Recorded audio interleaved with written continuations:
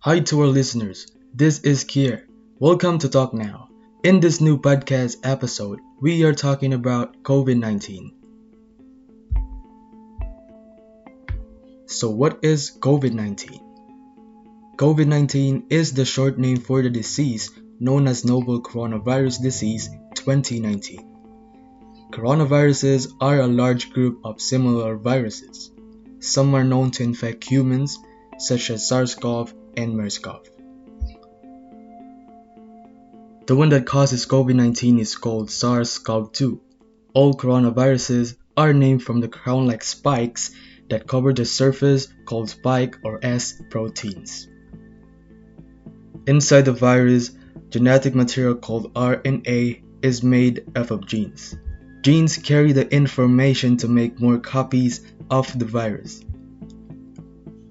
The virus can infect you if it enters your mouth, nose, or lungs.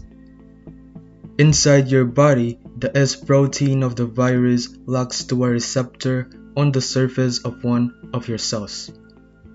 This can trigger the virus to enter the cell in a couple of ways. It may cause the virus to fuse with the cell surface, then release its genes into the cell.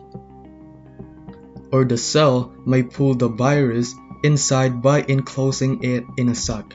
Once inside, the virus can fuse to the sac and release its genes.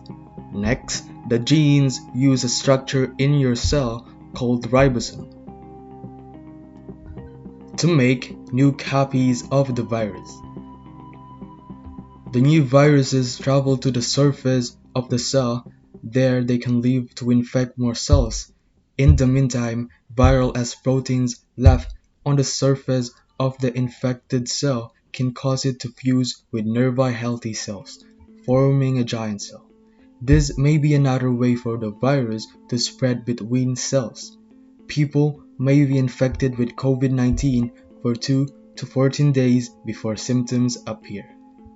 The three main symptoms of COVID-19 are fever, cough, and shortness of breath.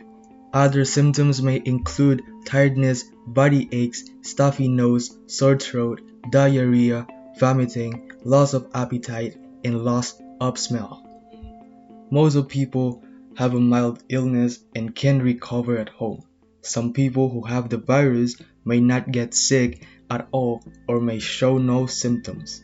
But if you have trouble breathing or any other symptoms that are severe, call your doctor or the emergency room. They will tell you what to do for most people who have the virus. The risk for serious illness is thought to be low. People 65 years and older may have a higher risk for serious illness, and people of any age may be at high risk if they have underlying conditions such as chronic lung disease or asthma, serious heart conditions, diabetes, severe obesity, chronic kidney disease, and liver disease. High-risk groups also include people with a weakened immune system, including those on certain medications such as corticosteroids, people in cancer treatment, and those with HIV or AIDS. Even if you aren't in a high-risk group, it's important to practice social distancing, which means keeping at least 2 meters or 6 feet between you and other people.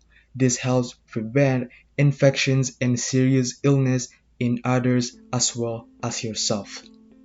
And that's all for today's episode. See you on our next Talk Now.